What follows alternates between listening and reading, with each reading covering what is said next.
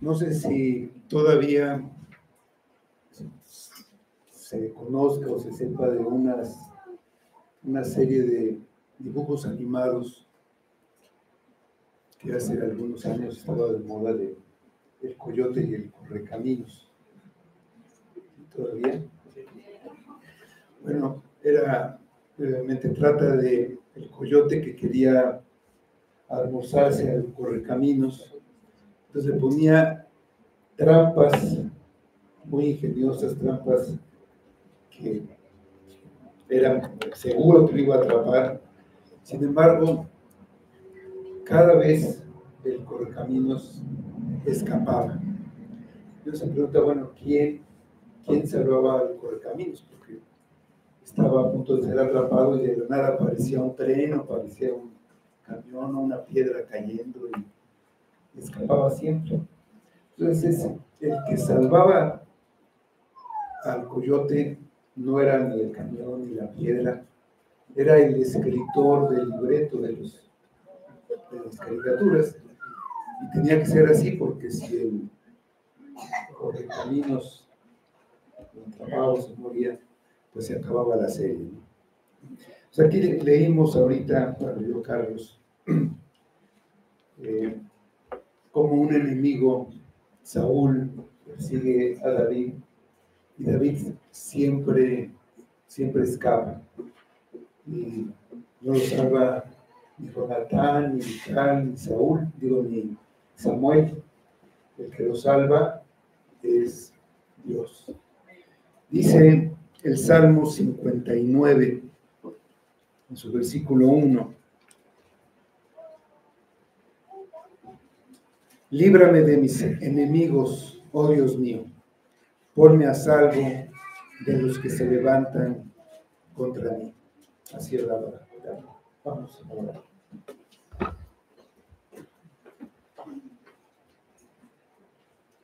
Señor Dios y Padre, te damos gracias por este tiempo de escuchar tu voz, y te pedimos que tú la transmitas por medio de tu Espíritu. Las cosas que se escribieron para nuestras enseñanzas se escribieron, y finalmente también sabemos que todo habla de Cristo.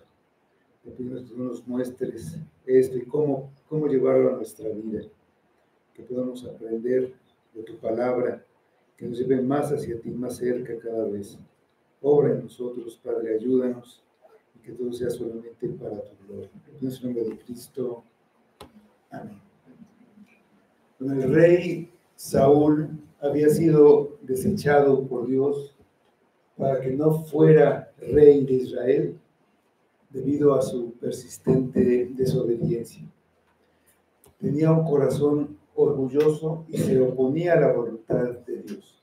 Él estaba luchando contra Dios.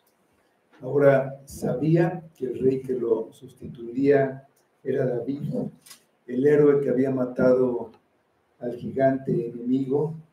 Ahora David era admirado por el pueblo. Oír que las mujeres celebraban sus victorias y le daban mayor reconocimiento que a él, despertó sus celos. Llegó al grado de intentar matar a David con su lanza, con la que tenía en su mano, cuando David estaba tocando su arpa para aliviarlo de un espíritu malo que lo atormentaba.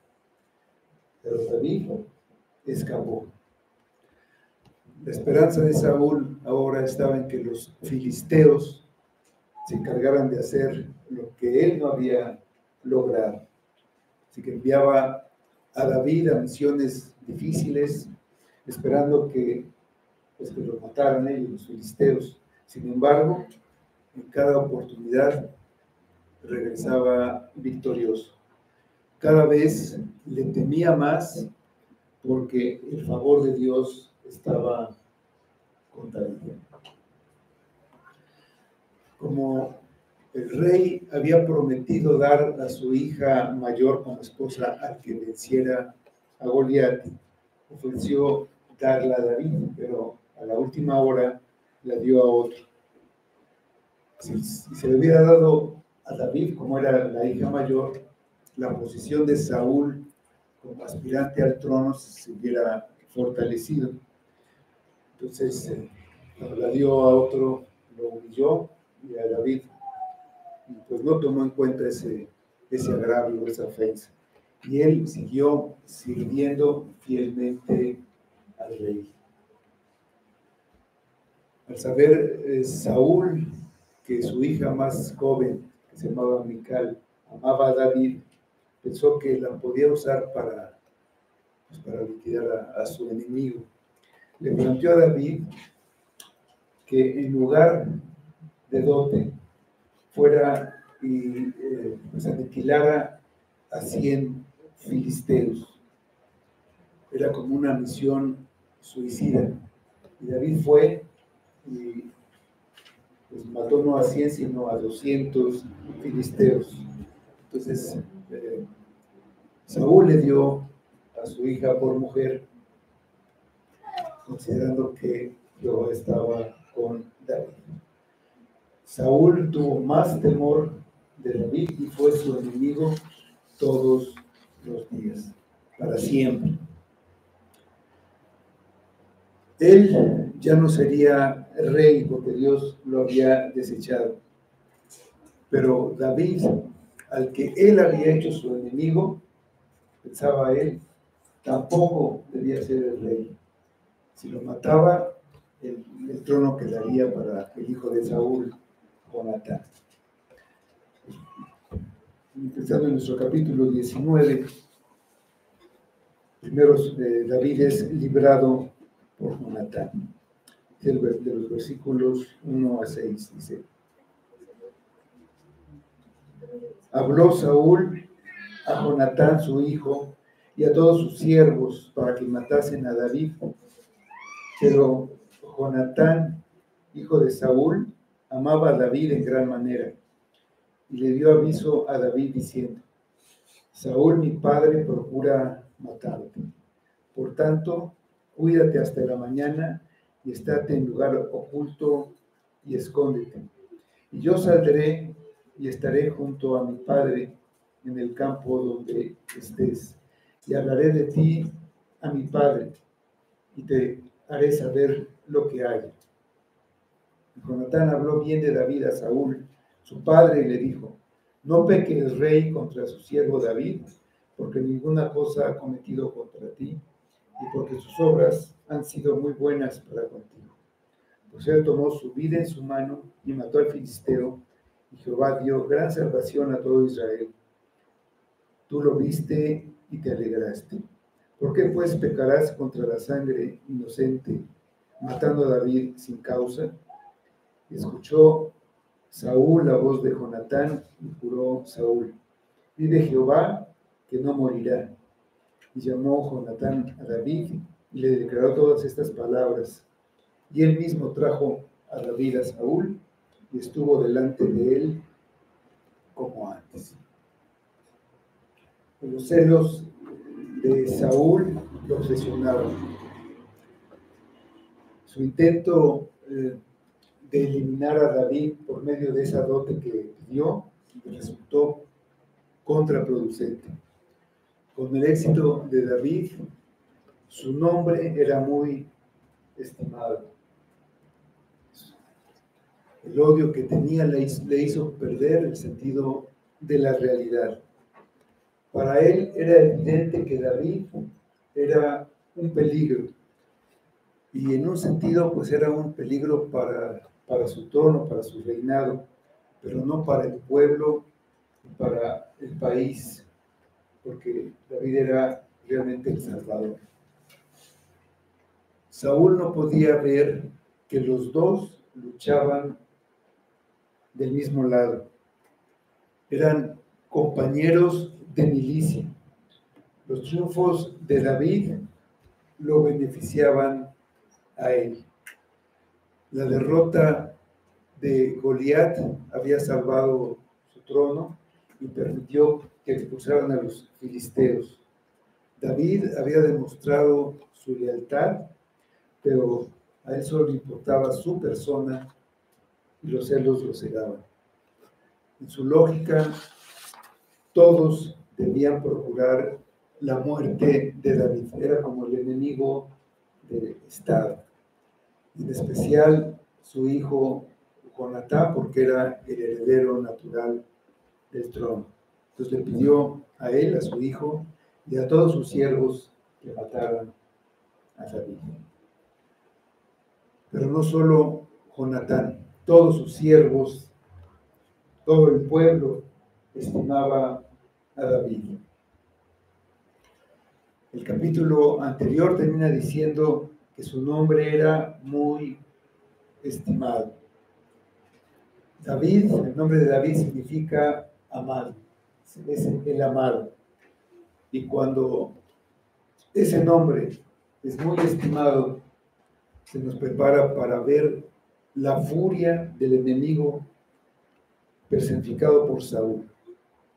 Cristo es el amado y en él somos aceptados.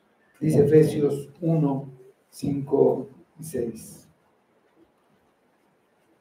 En amor, habiéndonos predestinado para ser adoptados hijos suyos por medio de Jesucristo, según el puro afecto de su voluntad, para alabanza de la gloria de su gracia, en la cual nos hizo aceptos en el amado. Enseguida sale a la luz la enemistad de la serpiente contra la simiente de la mujer. En ese elogio del nombre amado se señala a Cristo. Y así fue siempre, ha sido siempre. En los días de los apóstoles, cuando ellos anunciaron que no hay otro nombre dado en el cielo, bajo el cielo dado a los hombres, en que podamos ser salvos, el libro de Hechos 4:12, los líderes judíos les intimaron a que de ninguna manera hablasen y enseñasen en el nombre de Jesús. Y porque no prestaron atención, los apóstoles fueron azotados y otra vez los intimaron a que no hablasen en el nombre de Jesús. En Hechos 5:40. La conspiración para que los filisteos mataran a David solo logró que el pueblo apreciara aún más a David y su nombre fue puesto en el más alto honor. Así fue también con el hijo y al mismo tiempo Señor de David, Jesucristo. Entre más perseguían los fariseos y los sumos sacerdotes al Señor Jesús, más lo buscaba el pueblo. Así que desde aquel día acordaron matarle y estaba cerca la Pascua de los judíos. Y muchos subieron de aquella región a Jerusalén antes de la Pascua para purificarse y buscaban a Jesús. Juan, el Evangelio de Juan 11, 53 y siguientes. Y así fue también después de su ascensión. Entre más perseguidos eran sus testigos, más prosperaba el Evangelio. No hay duda de que la muerte de Esteban fue una de las cosas que Dios usó para convencer a aquel que después sería llamado el apóstol de los gentiles. Cuando la iglesia primitiva fue perseguida, dice Hechos 8:4, pero los que fueron esparcidos iban por todas partes anunciando el Evangelio. De esta manera, Dios hace que la ira del hombre lo halague. Saúl, desesperado, reveló a todos su odio contra David y puso a su hijo Jonatán en una posición difícil. Jonatán amaba a David y Dios estableció un maravilloso lazo de amistad entre ellos que estaba sellado con un pacto. Jonatán sabía que David estaba destinado a ser el próximo rey de Israel, aunque él fuera oficialmente el príncipe heredero. Y al mismo tiempo, Saúl, su padre, le pedía que matara a David. Los siervos de Saúl también amaban a David. Sin embargo, ellos también recibieron la orden de matar a David. David estaba solo, no podía confiar en nadie. Aunque contaba con esa amistad de Jonatán, pues siempre habría algún hombre ambicioso que estaría dispuesto a matarlo para ganar el favor del rey. Sin embargo, David siempre pudo escapar. Y no era porque tuviera muy buena suerte o porque fuera muy inteligente, era porque Dios lo libraba de su enemigo. Jonatán le advirtió a David del peligro. Debía esconderse en el campo para que él interrogara a su padre en privado, investigara qué era lo que pasaba, qué era lo que había, y le iba a avisar. Iba a hacer lo correcto, iba a honrar la amistad y el pacto. No iba a matar a David, aunque lo ordenara el rey, que también era su padre. Nosotros estamos bajo autoridad y se nos ha ordenado someternos al orden que Dios estableció en muchos ámbitos diferentes. Hay una sumisión bíblica de los hijos a los padres, de los ciudadanos al gobierno, de los empleados a los patrones, de los congregantes de una iglesia a las autoridades de la iglesia, de las esposas a los esposos. Pero en todas esas relaciones nunca se nos excusa del pecado porque obedecimos a una autoridad que nos ordenó que pecáramos.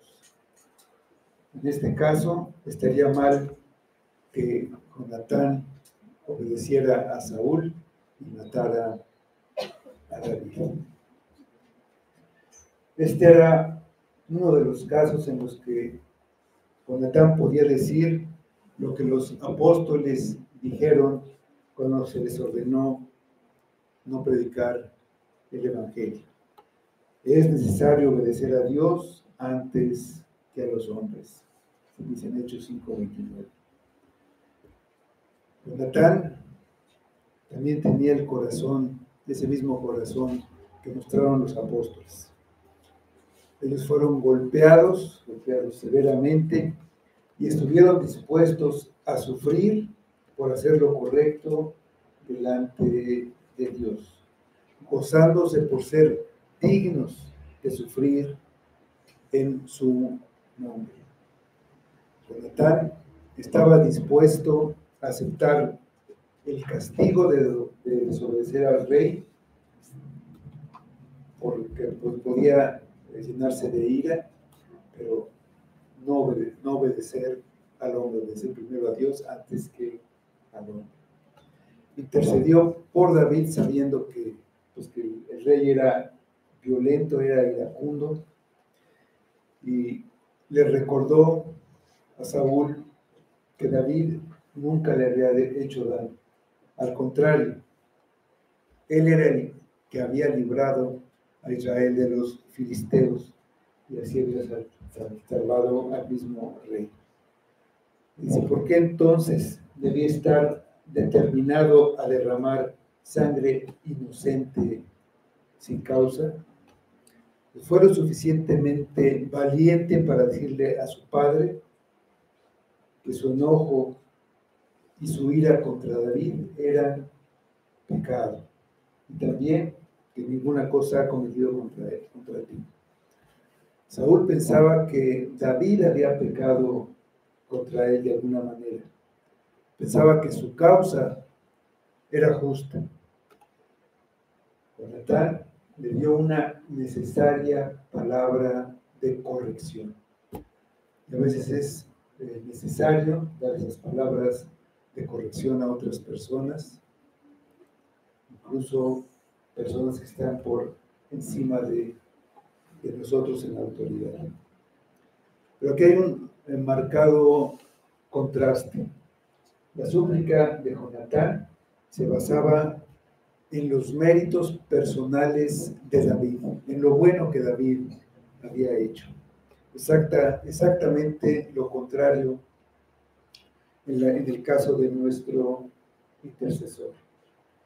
Nuestro gran sumo sacerdote aparece delante del Rey del universo en el nombre de su pueblo, no con el motivo de algún bien que haya hecho el pueblo, sino únicamente basado en la perfecta obediencia y satisfacción que él ofreció a la justicia divina en su nombre. Él no argumenta ningún mérito de ellos, sino su propio sacrificio que cuenta para ellos. Saúl escuchó a Jonatán.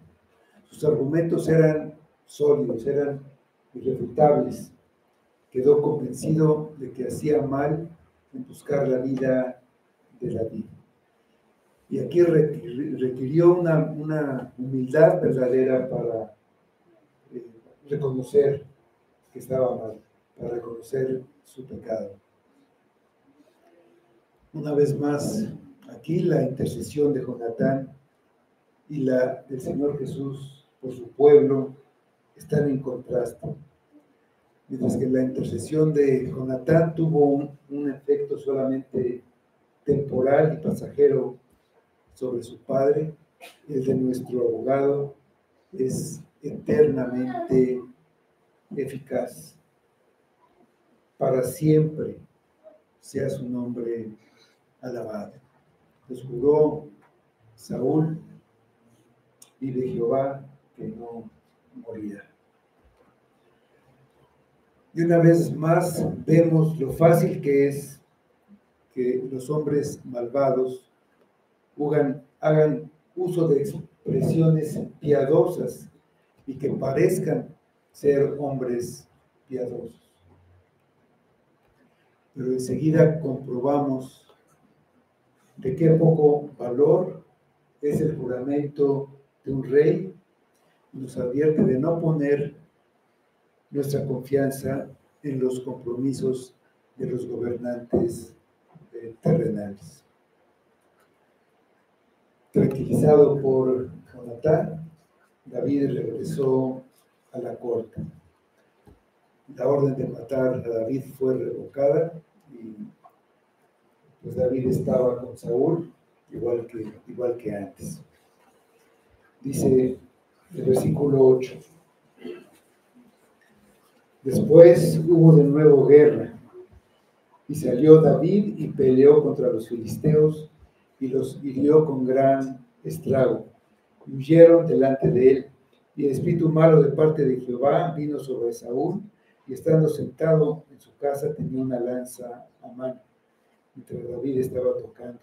Y Saúl procuró enclavar a David con la lanza a la pared, pero él se apartó de delante de Saúl, el cual hirió con la lanza en la pared, y David huyó y escapó aquella noche. La guerra contra los filisteos era constante, pero también había una guerra espiritual. Había una tregua en la guerra entre Saúl y David. Y a veces olvidamos que nosotros estamos en una guerra. Y cuando hay un tiempo de alto el fuego, una tregua, el enemigo está planeando qué hacer, está reagrupándose, está organizando sus fuerzas. Y pronto podemos decir, hubo de nuevo guerra. El enemigo atacará, va a atacar al pueblo, va a atacar a la iglesia. Su objetivo final es destruirla, pero lo hará poco a poco. Atacará a cada miembro, a cada asistente, a cada soldado, para ir mermando el ejército y lo debilitando. Y muchos caen. Se requiere ser conforme al corazón de Dios para perseverar en esas circunstancias. Y aunque el Señor al que servía David no apreciaba sus esfuerzos y los trataba vilmente, David cumplía con su deber. ¿Por qué? Porque todo lo hacía para Dios. Era el hombre de acuerdo al corazón de Dios. Por eso él seguía sirviendo al rey y a su país. Dice Gálatas 6:9. No nos cansemos pues de hacer bien, porque a su tiempo segaremos si no desmayamos. Las victorias de David despertaban la envidia vengativa de Saúl, y él, Saúl, dio lugar al diablo. Se volvió otra vez vulnerable al espíritu malo. No perseveró en el cambio de corazón y rompió su juramento de no matar a David. Todo eso lo desechó con la misma facilidad con la que arrojó la lanza. Pero no simplemente sucedió. Saúl no estaba preparado para manejar la tentación, porque estaba alejado de Dios. No estaba preparado para manejar el ataque espiritual. Entonces tuvo la oportunidad de pecar ahí en su mano. Entrar en tentación teniendo envidia, celos, ira en el corazón, es la receta perfecta para el desastre. Dice Santiago 3:14-16. Pero si tenéis celos amargos y contención en vuestro corazón, no os jactéis ni mintáis contra la verdad, porque esta sabiduría no es la que desciende de lo alto, sino terrenal, animal, diabólica, porque donde hay celos y contención, allí hay perturbación y toda obra perversa. David, por el contrario, solo quería servir. El que está sirviendo difícilmente es tentado. Y es algo que deberíamos tener en cuenta. No es tentado porque su mente y su corazón están pensando en otro, están pensando en los demás. Un corazón de siervo no busca razones, excusas para no hacer las cosas. No piensa, eso no me toca, eso le toca a otros. O yo ya lo hice alguna vez o varias veces. ¿Por qué yo? Ve que hay una necesidad, algo que se necesita ser hecho y lo hace. Y ese es el corazón que mostró Cristo. Ahí con sus discípulos no había nadie que lavara los pies, nadie. Él tomó un ladrillo, tomó una toalla, tomó agua y comenzó a lavar los pies de sus discípulos. Él es el siervo sufriente que vino para servir, no para ser servir. Y es el corazón que está mostrando David. Había algo que hacer, él lo hacía. No menospreciaba ningún servicio. Ningún servicio era demasiado pequeño para él, que era un gran guerrero, un gran pensador. Como soldado o como músico, serviría fielmente. Por eso era el hombre conforme al corazón de Dios. Con toda sabiduría y con toda justicia podía haber evitado volver a tocar el arpa, considerando los antecedentes, considerando el peligro en que ya había estado ante Saúl.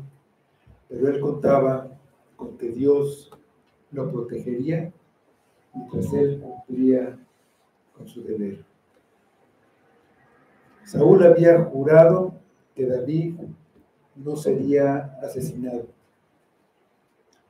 Esto ilustra lo que vemos con frecuencia. Las personas no regeneradas, después de mostrar convicción de pecado y haber resuelto separarse de sus malas obras y servir al Señor, después de una corta temporada, regresan al camino del pecado. Como dice Pedro, como la puerca lavada a revolcarse en el cielo. Donde no se ha obrado ningún milagro y misericordia dentro del corazón, no hay ningún cambio verdadero. Donde no se depende de la gracia divina para tener la fortaleza necesaria, las resoluciones, por muy sinceras y serias que sean, rara vez producen algún efecto duradero.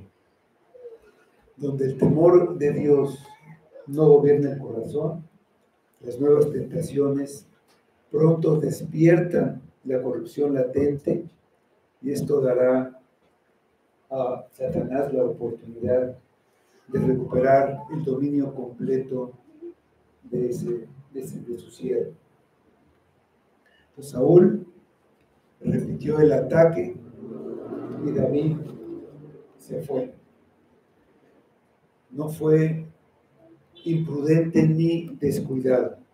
Aunque debemos confiar en Dios, no podemos pensar que somos inmunes y debemos retirarnos cuando los hombres nos quieren dañar.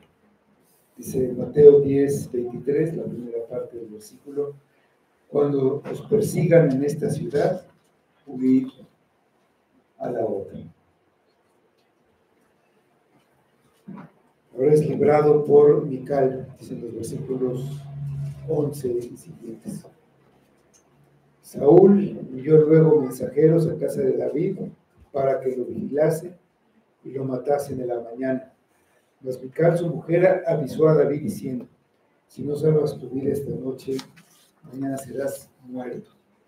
Descolgó Mical a David por una ventana y ese fue y huyó y escapó.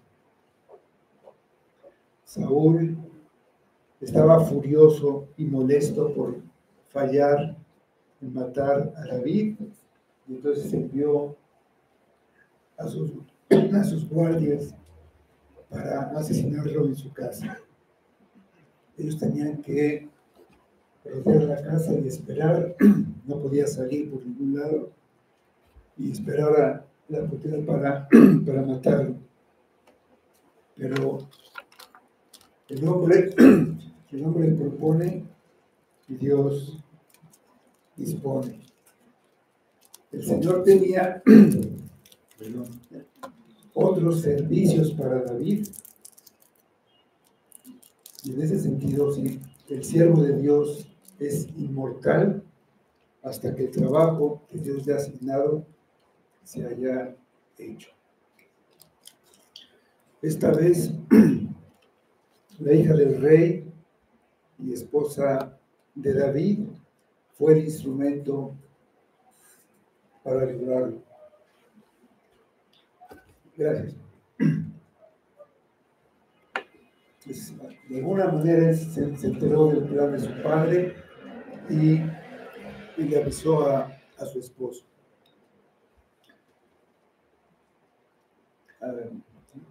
Los colocó por la ventana, dice el pasaje. Así había bajado Rahab a los espías de su casa en Jericó, cuando los mensajeros del rey estaban buscándolos. Y de la misma manera, los discípulos bajaron a Pablo por la muralla de Damasco para librarlo de los judíos. Entonces, aunque las puertas estaban vigiladas, David escapó por la ventana. En el libro de los Salmos está registrada la angustia y la oración de David. En el Salmo 59, leímos el versículo 1 al principio, pero en el Salmo 59 el encabezado dice: oración pidiendo ser librado de los enemigos. Luego dice: al músico principal sobre no destruyas. Dictam de David cuando Saúl ordenó que vigilaran la casa de David para matarlo. Dicen los versículos 1 a 3. Líbrame de mis enemigos, oh Dios mío, ponme a salvo de los que se levantan contra mí. Líbrame de los que cometen iniquidad y sálvame de hombres sanguinarios, porque he aquí están acechando mi vida, se han juntado contra mí poderosos, no por falta mía ni pecado mío, oh Jehová. Termina diciendo en los versículos 16 y 17: pero yo cantaré de tu poder y alabaré de mañana tu misericordia, porque has sido mi amparo y refugio en el día de mi angustia. Fortaleza mía, a ti cantaré, porque eres, oh Dios, mi refugio, el Dios de mi misericordia. Regresando a nuestro pasaje en capítulo 19 de 1 de Samuel, el versículo 3 dice: tomó luego Mical una estatua y la puso sobre la cama y le acomodó por cabecera una almohada de pelo de cabra y la cubrió con la ropa. Y cuando Saúl envió mensajeros para prender a David, ella respondió: está enfermo. Entonces, los hijos del mundo obran de acuerdo a los principios del mundo, porque confían en su sabiduría, en su ingenio o en su astucia, pero no en Dios. Pues desde un punto de vista natural, la fidelidad de Mical hacia su esposo es digna de alabanza, pero desde el punto de vista espiritual, su engaño y su falsedad pues son censurables. El que encomienda su causa al Señor, confiando también en Él para que lleve a cabo su propio propósito, que será siempre el bien supremo, no necesita recurrir a trucos ni engaños. Dice el Salmo 37:5. Encomienda a Jehová tu camino y confía en Él, y Él hará. Haberse unido a David en un yugo desigual con una incrédula es la clave para la dolorosa experiencia de David estando en la casa de Saúl. Dice el versículo 15: y volvió Saúl a enviar mensajeros para que viniesen a David diciendo: traédmelo en la cama para que lo maten. Y cuando los mensajeros entraron, he aquí, la estatua estaba en la cama, una almohada de pelo de cabra en su cabecera. Entonces Saúl dijo a Mical: ¿por qué me has engañado así y has dejado escapar a mi enemigo? Y Mical respondió a Saúl: porque él me dijo, déjame ir, si no, yo te mataré. Determinado a destruir a David, dio la orden de que si estaba enfermo, pues lo llevaran en la cama o en la camilla para matarlo él personalmente. Pues David estaba realmente en un gran peligro, pero tenía la protección de Dios.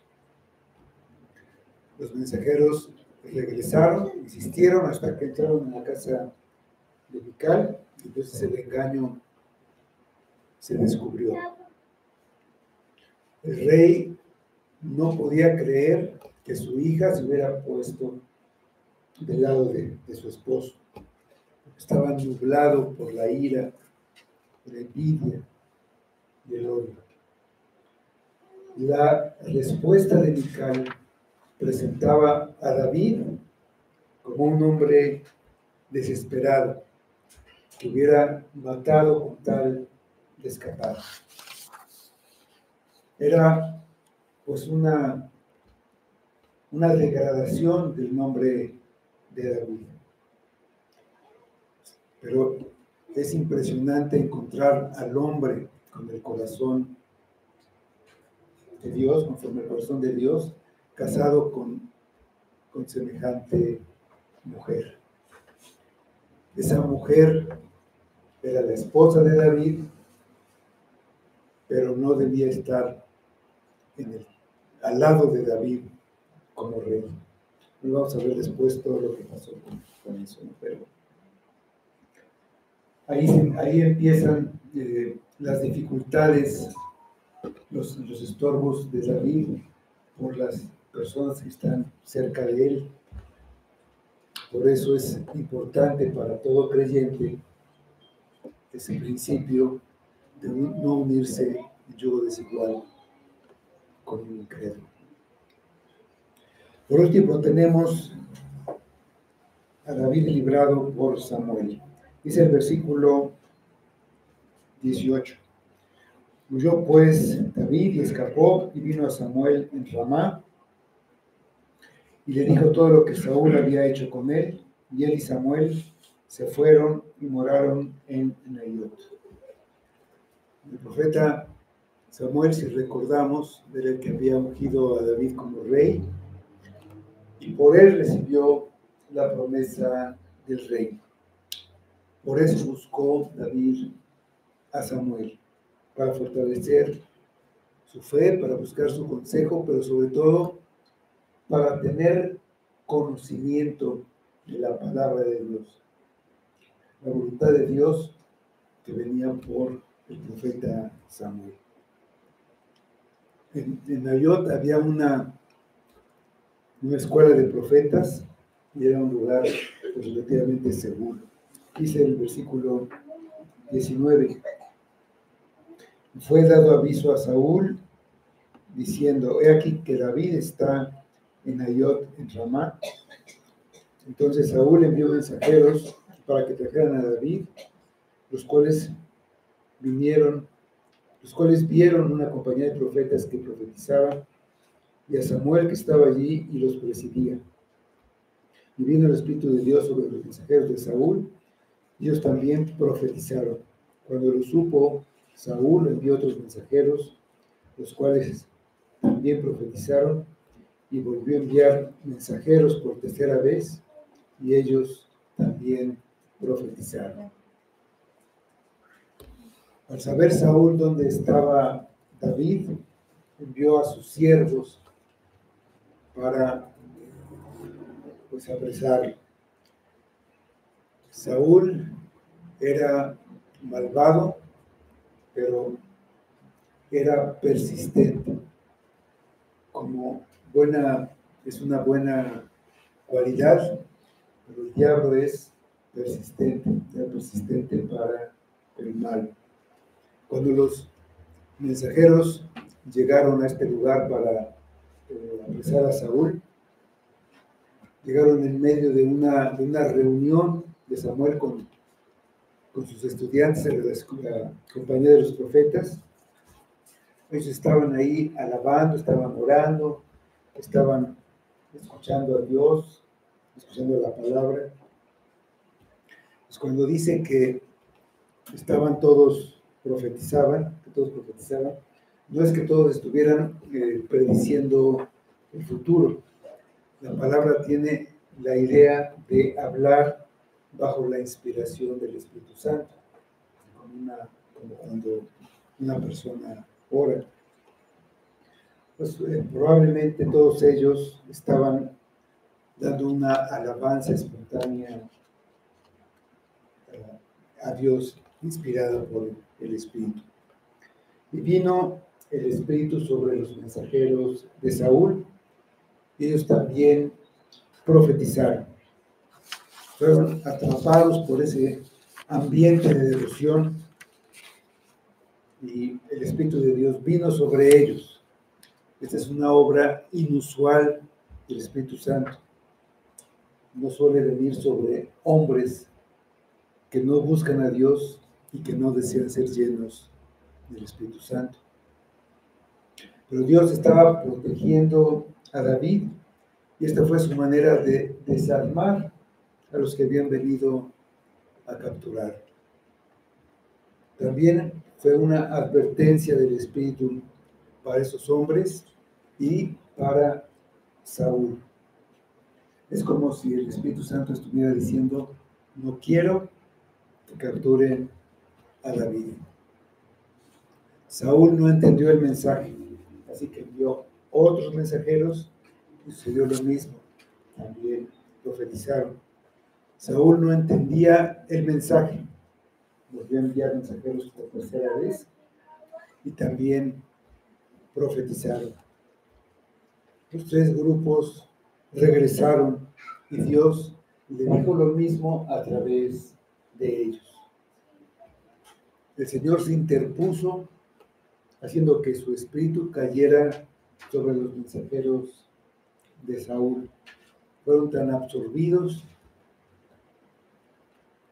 por lo que hacían Samuel y sus profetas que pues olvidaron el encargo por lo que iban.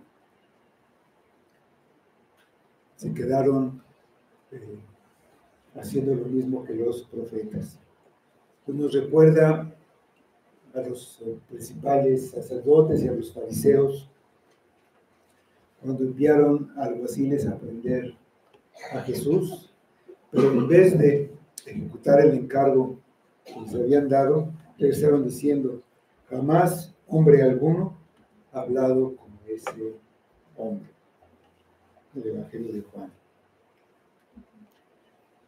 En el versículo 22 de nuestro pasaje dice: entonces él mismo fue a Ramá, y llegando al gran pozo que está en Secú, preguntó diciendo: ¿dónde están Samuel y David?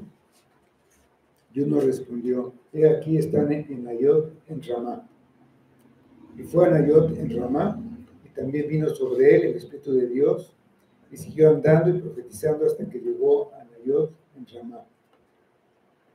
Y él también se despojó de sus vestidos y profetizó igualmente delante de Samuel.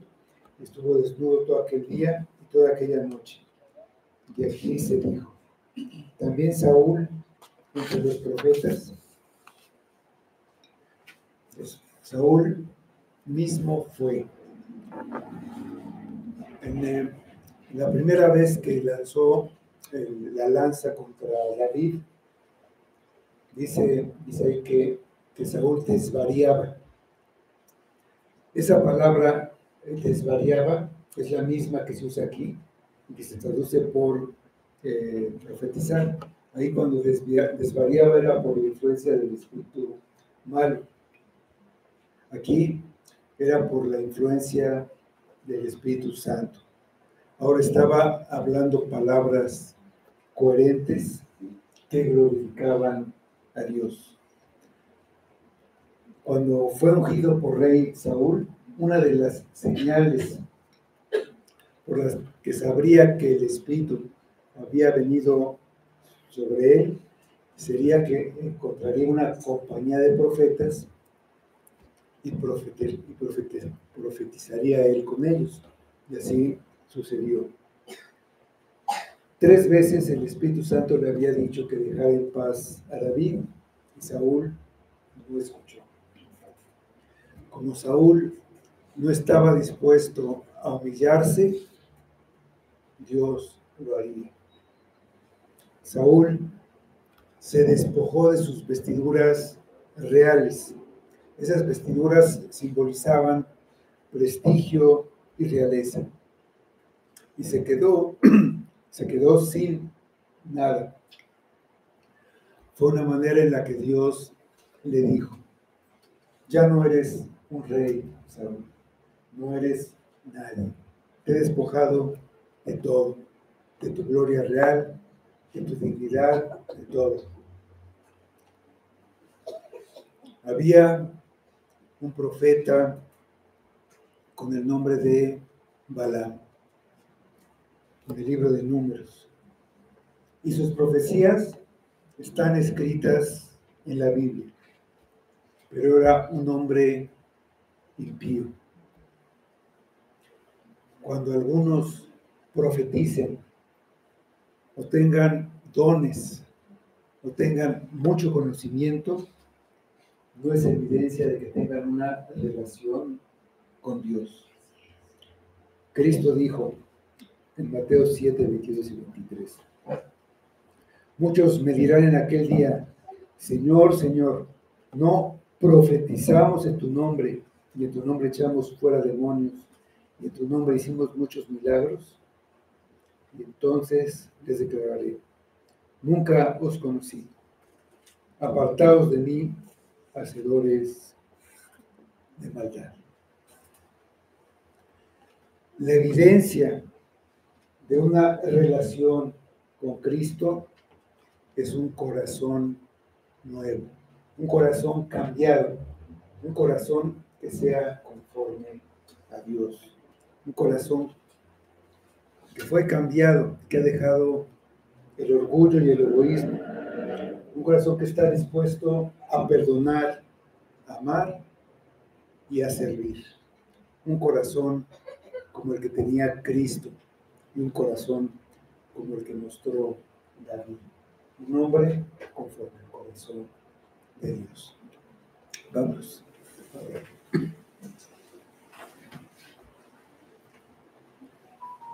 Señor, te damos gracias por estas cosas que se escribieron para nosotros.